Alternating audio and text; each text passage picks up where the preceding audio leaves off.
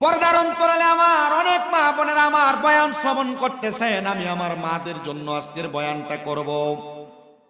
ইসালে সওয়াব মাহফিল যেহেতু আপনারা ধরেছেন, এই ইসালে সওয়াব মাহফিল এখন থেকে না, এই ইসালে সওয়াব মাহফিল আমার নবীর জামানা থেকে নবীর অসংখ্য সাহাবায়ে কেরামের পরে তাবিন, তাবিনের পরে তাবে তাবিন, আইয়ামে মুস্তাহিদিন, খুলাফায়ে রাশিদিন, সলফে সালিহিন, যত বুজুর্গানে দিনরা আমাদেরকে ইসলাম ধর্ম দিয়েছেন, এই ইসালে সাহাবের মাহফিলটা প্রত্যেক যুগে যুগে প্রত্যেক ধারাবাহিকতায় হয়ে আসছে। ইসালে সাহাব মানে হলো দোয়া বকশিশ করা। কাদের জন্য দোয়া বকশিশ করবেন?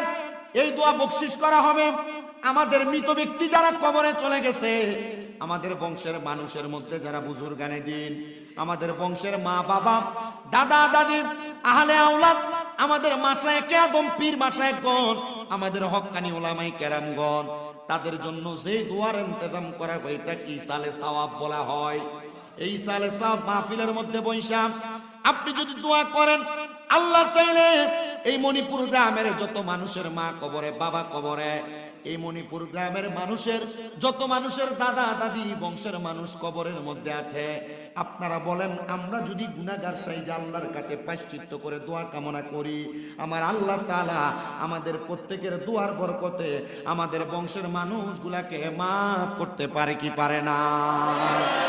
আল্লাহ কোরআনুল কারীমে বলেন, ওয়ালা তাকুনু কাল্লাযীনা নাসুল্লাহা ফাআনসাহুম আনফুসাহুম উলাইকা হুমুল ফাসিকুন। জবান খুলে উচ্চ কণ্ঠে জোরে জোরে পড়েন আল্লাহু আকবার।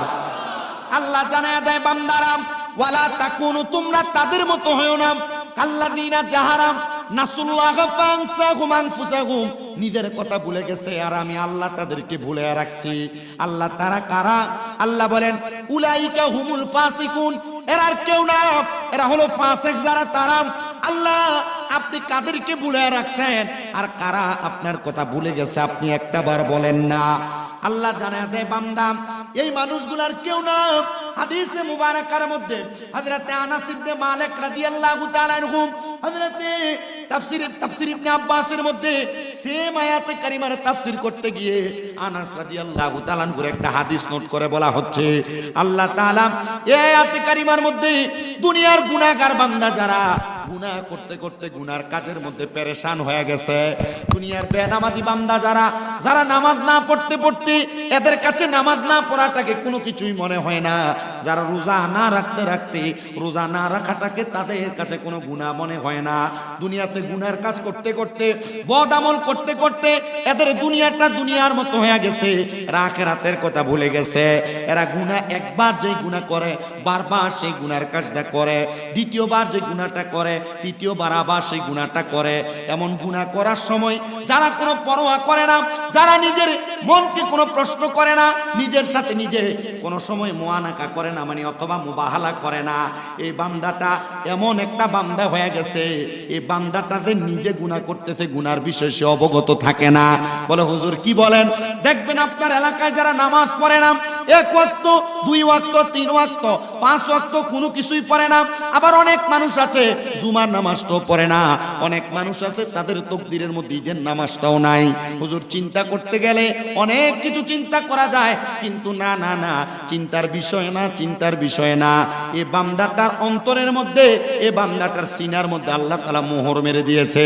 বান্দা যে নামাজ পড়তেছে না এটার কারণে যে বান্দা শাস্তি পাবে, বান্দা যে গুনাহ করতেছে গুনার কারণে বান্দা শাস্তি পাবে, বান্দা যে লুকে লুকে বান্দার চরিত্রের হেফাজত করতেছে না, বেশি বেশি গুনাহ করতেছে, এটার কারণে বান্দা নিজের কাছে নিজে এখনো পর্যন্ত মুবাহালা প্রশ্নবিদ্ধ হয় না।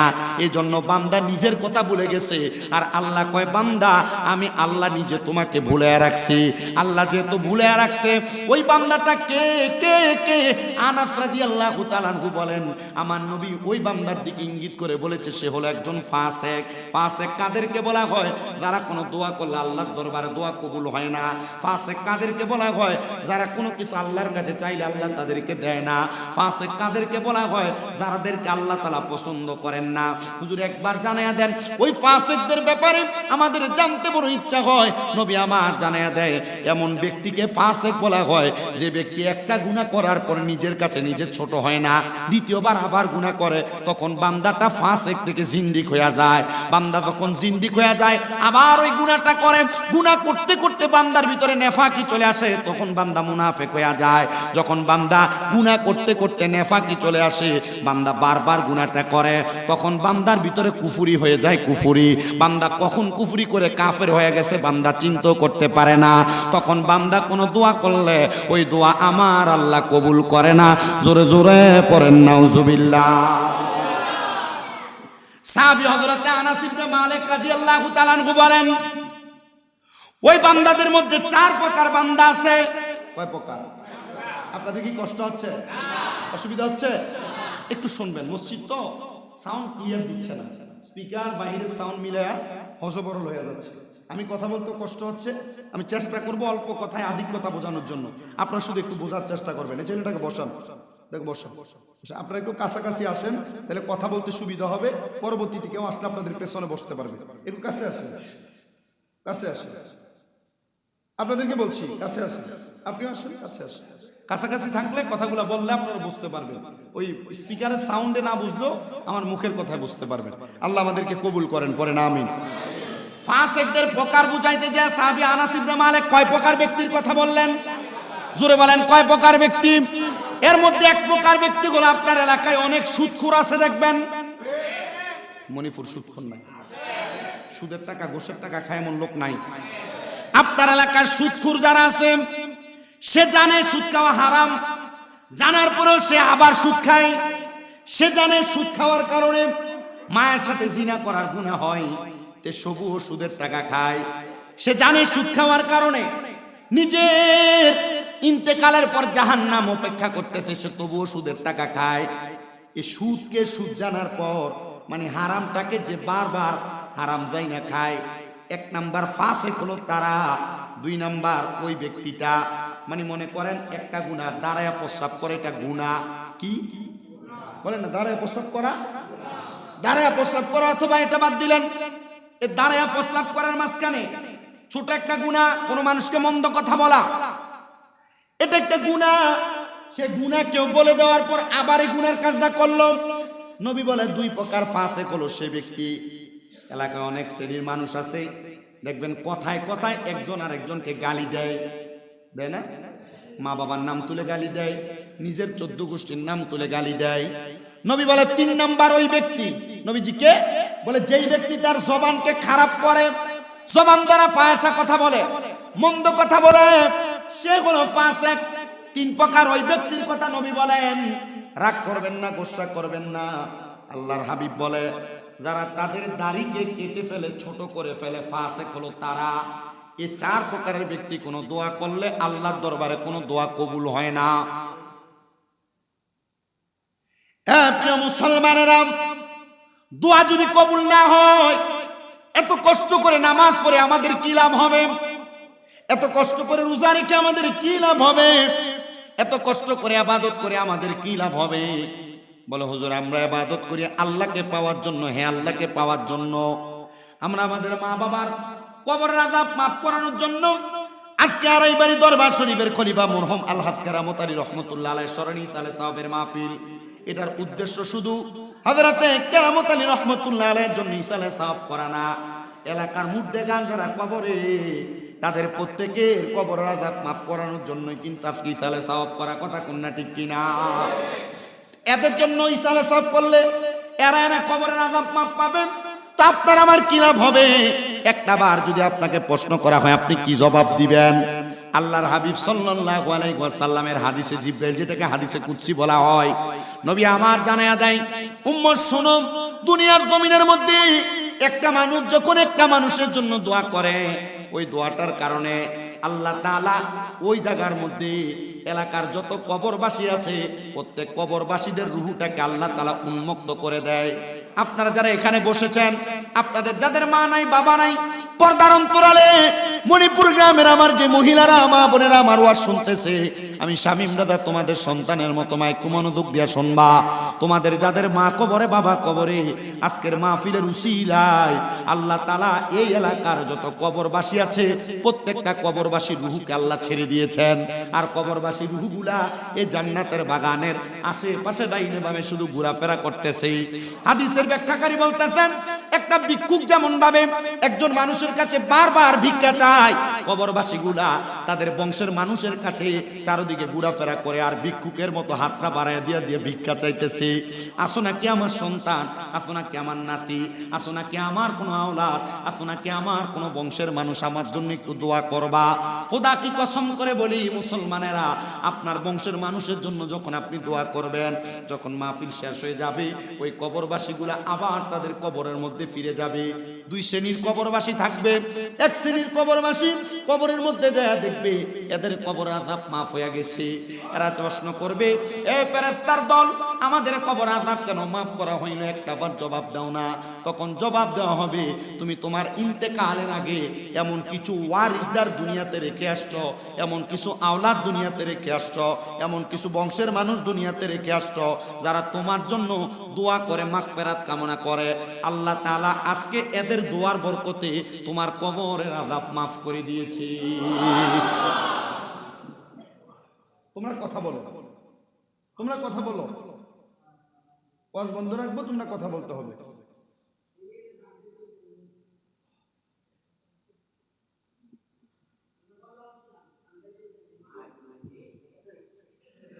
আল্লাহর হাবিব সাল্লাল্লাহু আলাইহি ওয়াসাল্লাম নবী জানায়া দিচ্ছেন, শুধু আমাদের দোয়ার কারণে ওই কবরবাসীদেরকে মাফ করা হবে। তখন ওই কবরবাসীগুলা কবরের মধ্য থেকে আবার উল্টা দোয়া করো, ওয়া মাগফিরাতুল লাহুমা, আল্লাহ যারা আমাদের জন্য দোয়া করে আমাদের কবর আযাব মাফ করাইছেন, আল্লাহ আপনি তাদেরকেও মাফ করে দেন। আমরা দোয়া করি, আল্লাহকে দেখি না, আল্লাহকে ছুঁই না, আল্লাহকে জানি না, আল্লাহর উপর ঈমান আইনা আমরা দোয়া করি, আল্লাহ দোয়া কবুল করে। আর তারা ডাইরেক্ট ফেরেশতাদের সাথে আল্লাহর সঙ্গে মুলাকাতে ডাইরেক্ট বলে, আল্লাহ আপনি তাদেরকেও মাফ করে দেন। তারা কারা?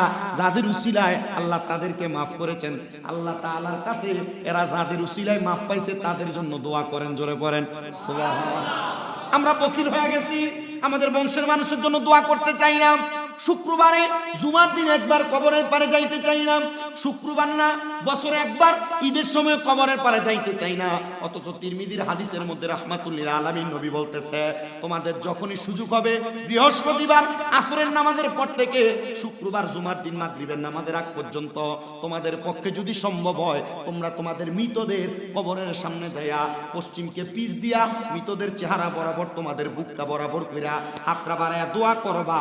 আল্লাহর নবী কয়, কোন সন্তান যদি তার মার জন্য বাবার জন্য রব্বির হামহুমা কামা রব্বায়ানি সগীরা বলে দোয়া করে, চোখের মণিকুঠার মধ্যে একটা মাছির মাথা পরিমাণ পানি ছেড়ে দিয়ে কান্না করে, ওই পানি মাটিতে পড়ার আগে আমার আল্লাহ তার মা বাবার জীবনের গুনাহ মাফ করে দেয়। ওরে একদিন আমি মরে যাব ভবের মায়া ছাড়িয়া, পারবে না পারবে না পারবে না কেউ রাখতে ধরিয়া। ওরে একদিন আমি চলে যাব, একদিন আমি চলে যাব, একদিন আমি চলে যাব ভবের মায়া ছাড়িয়া, পারবে না পারবে না পারবে না কেউ রাখতে ধরিয়া আমায়, পারবে না পারবে না পারবে না কেউ রাখতে ধরিয়া। ওরে আমায় সবাই নামাই দিবে মাটির কবরে, সাদা মার্কিন কাপড় দিয়া মুড়াবে আমারে, বলো সাদা মার্কিন কাপড় দিয়া মুড়াবে আমারে। আমায় যেদিন নামাই দিবে মাটির কবরে, সাদা মার্কিন কাপড় দিয়া মুড়াইবে মারে, বলো সাদা মার্কিন কাপড় সেদিন পড়াইবে আমারে, সবাই নিয়া দিবে সে তাই, সবাই নিয়া দিবে সে তাই, রাখবে না কেউ ধরিয়া, পারবে না পারবে না পারবে না কেউ রাখতে ধরিয়া, আমায় পারবে না পারবে না পারবে না কেউ রাখতে ধরিয়া। হাইরে একদিন আমি চলে যাব, একদিন আমি, যারা মরতেন না তারা বলার দরকার নাই, যদি মরে যাবেন এই বিশ্বাস থাকে তাহলে বলেন, আরে একদিন আমি চলে যাব, একদিন আমি ভবের মায়া ছাড়িয়া, ভবের মায়া ছাড়িয়া, পারবে না পারবে না পারবে না কেউ রাখতে ধরিয়া, আমায় পারবে না পারবে না পারবে না কেউ। ওরে ছেলে মেয়ে স্ত্রী পুত্র আছে যাহারা, জন্মের মতো বিদায় করে দিবে তাহারা, না ফ্রিজে রেখে দিবে, যে খাটে ঘুমাইতেন রাখবে। ওরে ছেলে মেয়ে স্ত্রী পুত্র আছে যাহারা, জন্মের মতো বিদায় করে দিবে তাহারা, বলেন জন্মের মতো বিদায় করে। আইরে বন্ধু বান্ধব যত আছে, বন্ধু বান্ধব যত আছে, যাবে সবাই ভুলিয়া, পারবে না পারবে না পারবে না কেউ রাখতে ধরিয়া, আমায় পারবে না পারবে না পারবে না কেউ। হায়রে একদিন আমি চলে যাব, একদিন আমি ভবের মায়া ছাড়িয়া, পারবে না পারবে না পারবে না কেউ রাখতে, আমায় পারবে না রিয়ায়। আল্লাহুম্মা সাল্লি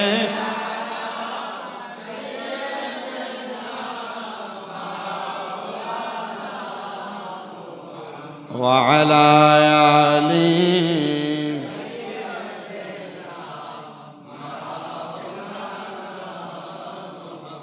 আপনারা যেখানে এতগুলা মানুষ আছেন, দুরূদ শরীফের আওয়াজে বোঝা যায় না, একটু মুহাব্বত নিয়ে পড়েন আল্লাহুম্মা।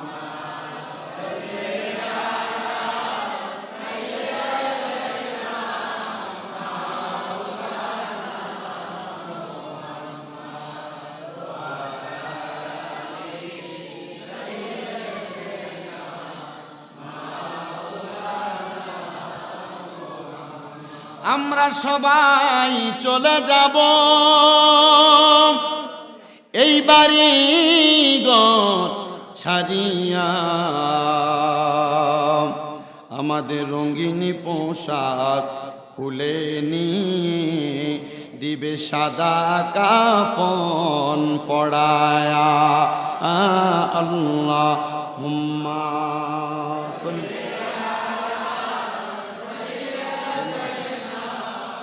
মাওলানা ওয়া আলা আলি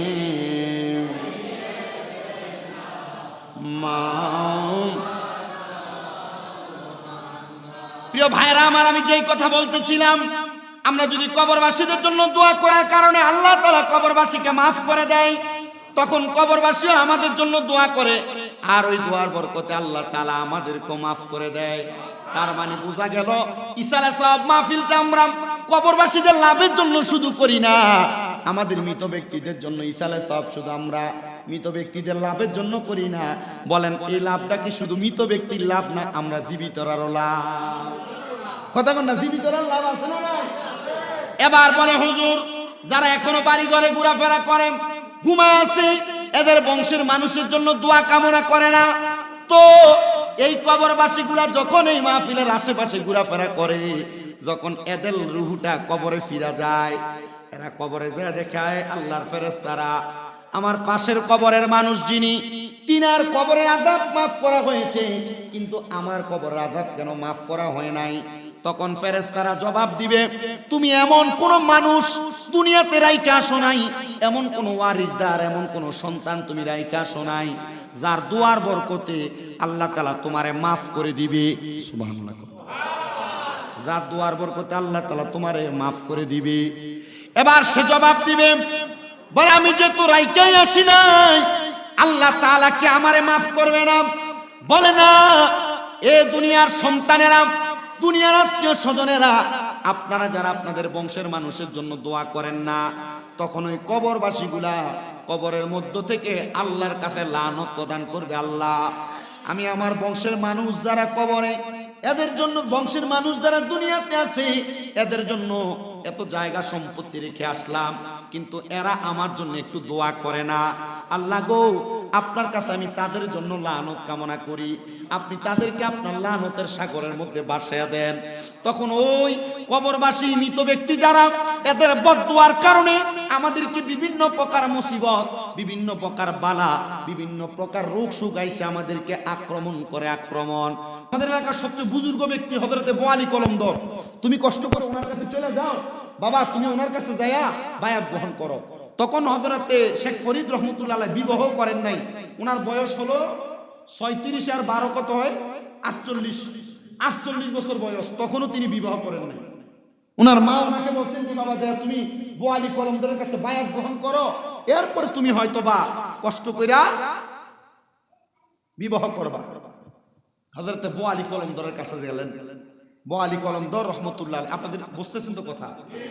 আমি বুঝতেছি, লাউডের কারণে আপনার আওয়াজটা জনজনের কারণে হয়তো বোঝা যাচ্ছে না, আমি আস্তে আস্তে বলি, একটু বোঝেন।